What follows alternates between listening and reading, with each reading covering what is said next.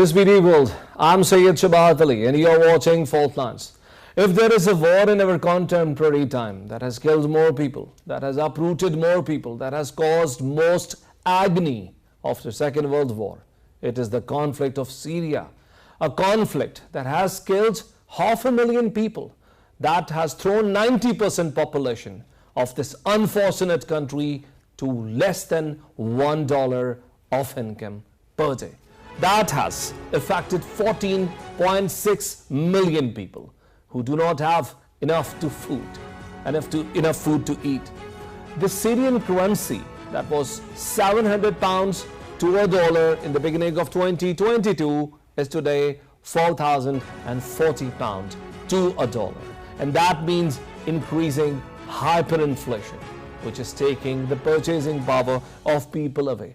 People with pile of money are unable to provide food to their children, to provide shelter to their families, and this agony keeps going on. Most unfortunate is the fact that despite Assad's regime now holding most of the Syria, the war is far from over because many international powers are still taking their sides.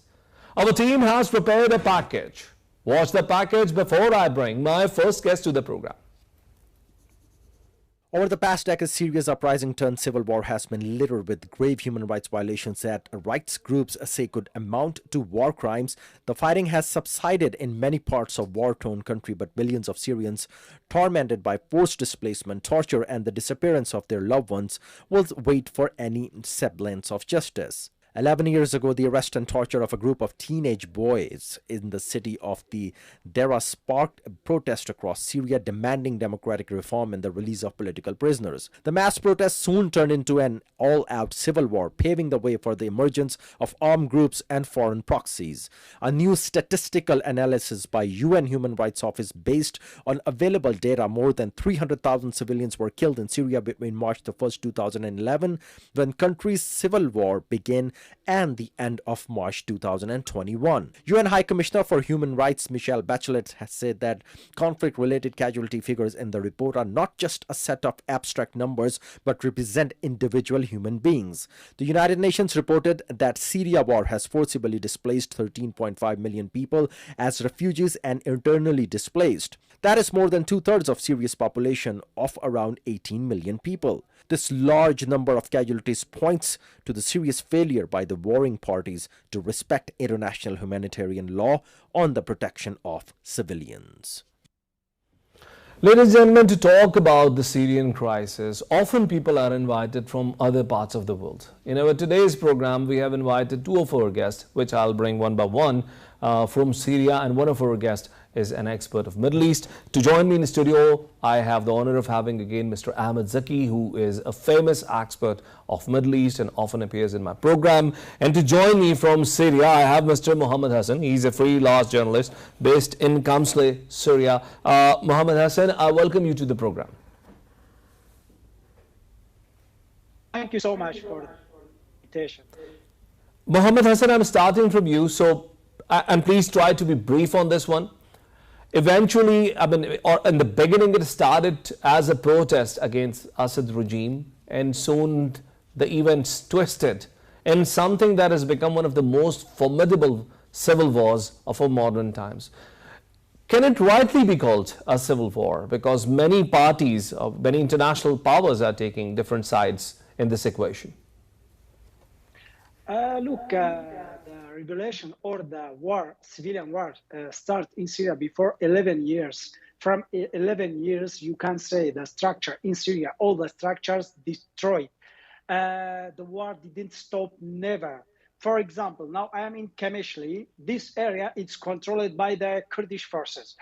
This area now, maybe it will be attacked by the Turks from now to just a few days. All the people in this region now, they are so scared about what will happen for them because the Turks now, they are preparing themselves to start a new offensive. So until now, no any solution in Syria, this area, the Kurdish region or the opposition region, until the Syrian regime controlling areas too. And Unfortunately, the international community, they didn't do any efforts to find a solution for the Syrian crisis until now. We can say this revelation, it starts from the source of Syria, but then it's removed to all the parts in Syria. We know now in Syria a lot of forces here, like US forces, like Russian forces, like Turkish forces, and the Iranian militias, and according to them, Hezbollah from Lebanon too. So the crisis here in Syria, it's become to be worse and worse, and unfortunately, until now, no any solution. You know, the Russians now, they are so busy about what's happening in Ukraine. The Americans too, they don't care about what's happening here. And the Turks, they are the powerful player now in Syria. They are cutting more and more from the Syrian cities, and they joining those cities to the Turkish state, like Afrin city, like Ras Al Ain, like Tel Abyad, like Jarablus, Al-Bab, Idlib. All those areas, it's controlled by Turkey now. We can say Syria now, it's divided. It's divided to three parts. Hassan, we have to take these things one by one. I understand you have all of this information, but we have to take it stepwise. Tell me about, you mentioned many powers that are participating in this problem, in this war of Syria, but there are very serious allegations on Assad's regime as well. International media tells us that Assad has brutally used firepower against his own people. He has used air force against his own people, barrel bombs, and even containers filled with bombs. Tell us about how real are these allegations? Look, you mean about the delegations between the Syrian regime and some states like Arab Gulf states, like Emirates, like Jordan, like Egypt? You mean this, sir? I'm asking if Assad's regime has used brutal power against the people of Syria. That's my question. Yeah. Look, from the beginning of this war, Syrian civilian war in Syria, the Assad regime, by his military, they used a lot of bombs against the Syrian people. But it was not just against the civilian. It's true, on the ground, they're using some bombs against the radical groups too, like Jabhat al-Nusra. It's related to Al-Qaeda.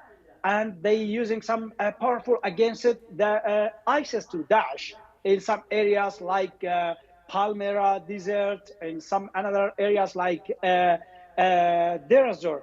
So from the beginning of this revelation, it was peaceful revelation in Syria.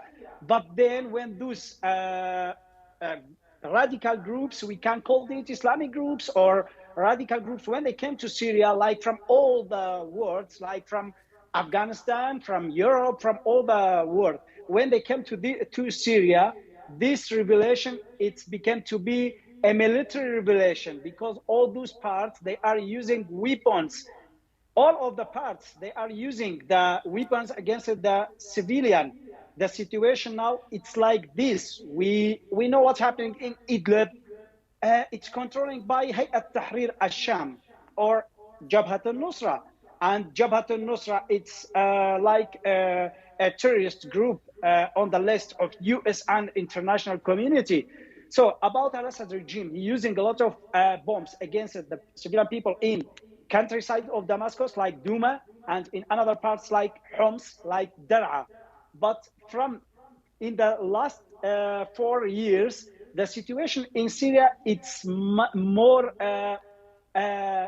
clear. We can say the map now, it's divided to three parts. The first one, it's controlled by Syrian regime. The second one, controlled by the Kurdish. The third one, it's controlled by the opposition in the areas like Idlib. Hassan, let me bring Ahmed Zaki into conversation. Ahmed, you just heard what he has said, and this is very sad. A very sad story that media has perhaps forgotten, or the entire focus of the media has shifted to the war on Ukraine. We have forgotten about the innocent children of Syria. Yes. Like Mohammed Hassan, as he mentioned in his introductory statement, that Syria is no longer, we can call it, is a civil war. Now it's the interest of the regional and global interests is already on the ground. And we have seen a lot of interference from the other foreign Regional powers? regional powers like Iran and like Turkey. They are regional powers who are sending their troops directly to the Syrian conflict. We have seen international powers like Russia and US, they are directly involved in with opposite interests. European powers, they are backing some of the liberal forces of the liberation forces of the Syrians. But isn't it a This better is- situation than what it used to be? Because Assad's regime, with the help of Russia and Iran, have wiped out many of these groups. They hold most of the territory today, and the groups are fragmented now. Definitely, that's when Russia intervened. The war, completely the game have changed into the favor of the Assad regime and those who are allied with him. Previously, it was very near that they were about to capture the Dimashq. Now the war is in the countryside area, like near to the border of Iran, near to the border of Turkey, where the Turkey make buffer zone by themselves, and there are some area which is close to Iraq, and that were mostly supported by the Saudi and the Sunni Muslims who are supporting the opposition leaders in terms of a Shia Sunni Muslim conflict in that kind of interest. The reality is completely different, to be honest. The issue was that the Syrian history is completely different from the other Arab states in the region. Syria had never experienced any civilian administration in whole history. Number one. Number two, they were always brutal dictators, from the Hafiz al-Assad and to his son and Bashar al-Assad. So since last 48 years, they were controlling the state with iron stick. So they built an administration which cannot tolerate any sort of opposition, whether it's the verbal opposition or whether it's the army opposition. They always go hard for the oppositions. That was the culture of the Hizbul Ba'ath, which is ruling till now, which is ruling the Syria. The other side was that they had never have a good relationship with either Western countries or America. Neither European states have good relations ever with Syria, or neither any good relations they have ever with America. So they were always very close to the former Soviet administration and the Russia. So they were always close to China and Russia. Let's come back to the strategic angle again, but taking advantage of presence of Mohammed Hassan, who is at the moment in Syria. Hassan, Assad taking control of most of the part of Syria. This situation has changed a lot ever since Russia has started using its might and its force, and Iran's forces have started supporting Assad's regime. Now, we understand that even this is foreign interference to a great extent. But has it made the life any more peaceful in the part that is in the part of the country that is under control of Assad's regime, or is there still a fight going on in all these places? I want to say that Mr. Ahmed Zaki analyzes it so true. Thank you so much for him, because he knows what's happening here on the ground. About the Assad regime areas, look, we can say it's so poor. The people there are suffering. No diesel, no electricity, no bread. All the materials not founded on the Syrian regime areas. And most of the people, they want to leave this country, those areas which controlled by Syrian regime. By the way, some of those people, they are coming to the Kurdish region here, like here in north and eastern Syria. I cannot say that it's ideal area, but if you will compare this region with Syrian regime areas, it's much better from safety, from security, from materials. Until now, it's true that the Syrian regime army, they controlled more areas, like some parts from south of Idlib, like Khan Sheikhoun, or some areas close to Jabal al-Zawiya. But it's true too that the people there, they are not happy. Or I have some connections with some friends in those areas. They are suffering. Nothing there is found.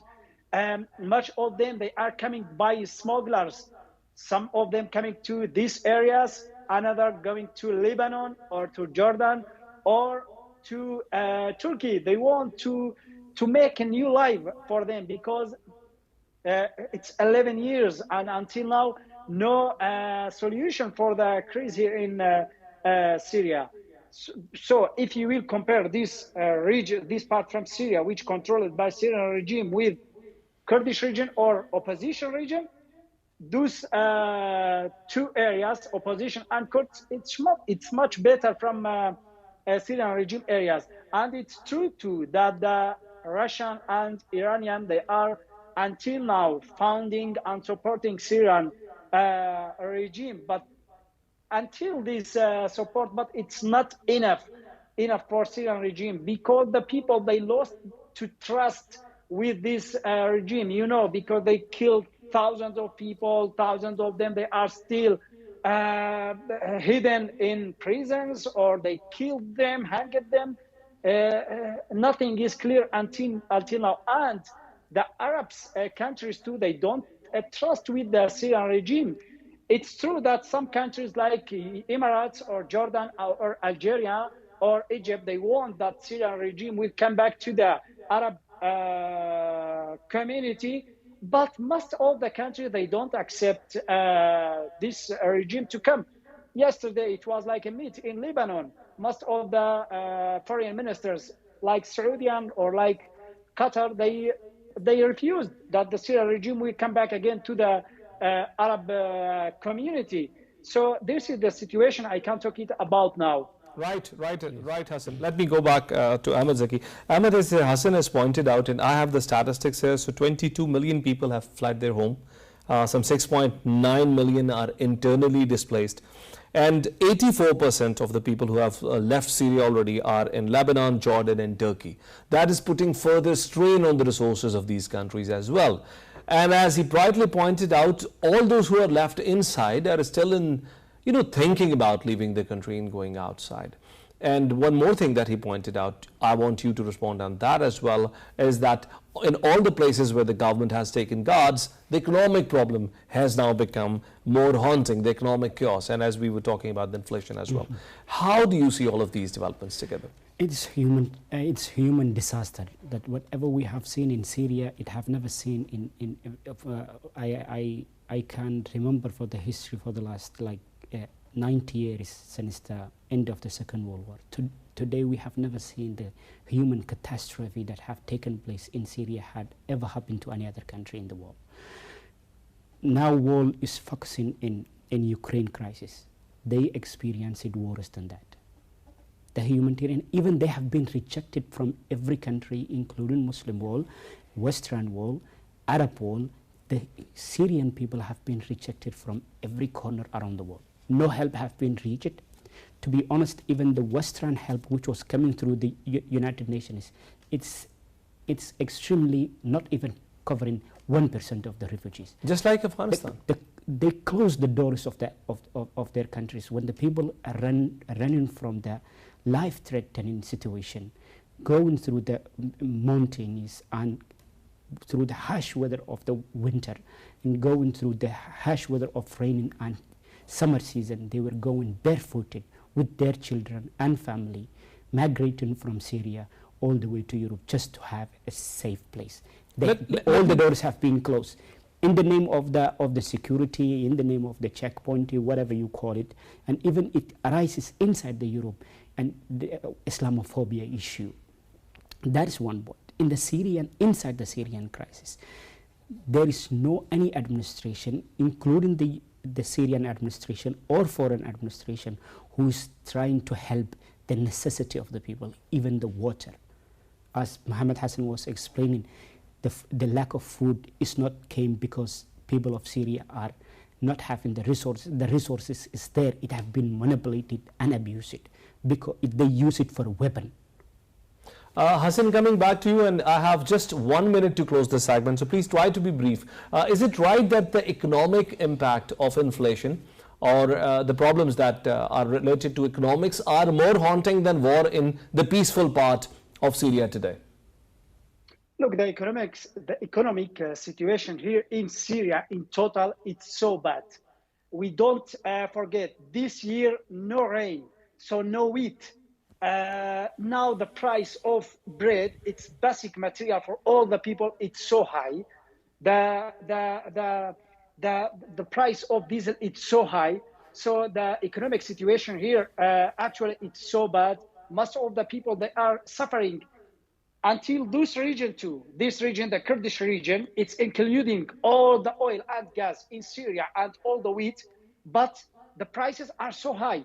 All the people, they are the same situation here in North and Eastern Syria, or in the West, or in the Syrian regime areas. So we see now from the last 6 months, most of the people, they want to leave this country. We see the convoys of them when they go to Belarus, then they block it there. They want to go to reach to Europe. Now they have the smugglers, they have another road, new road. They taking the people from Lebanon, and then from Lebanon by sea to the Europe. So in my opinion, the economic situation here, it's the main cause that all the people, they want to leave this region. Thank you very much, Mohammed Hassan, for being guest in our program. Ladies and gentlemen, we'll take a break here and we'll join you back with the second segment of program. Stay with us.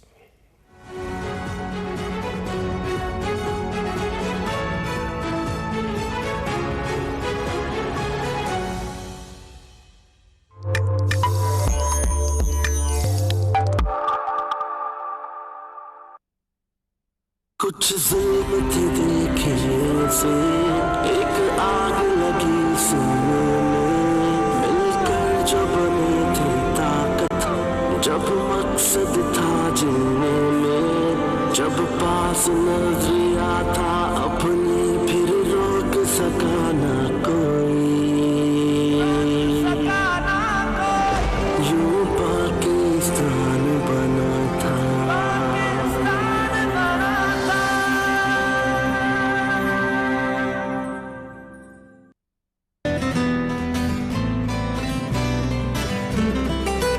Book is life.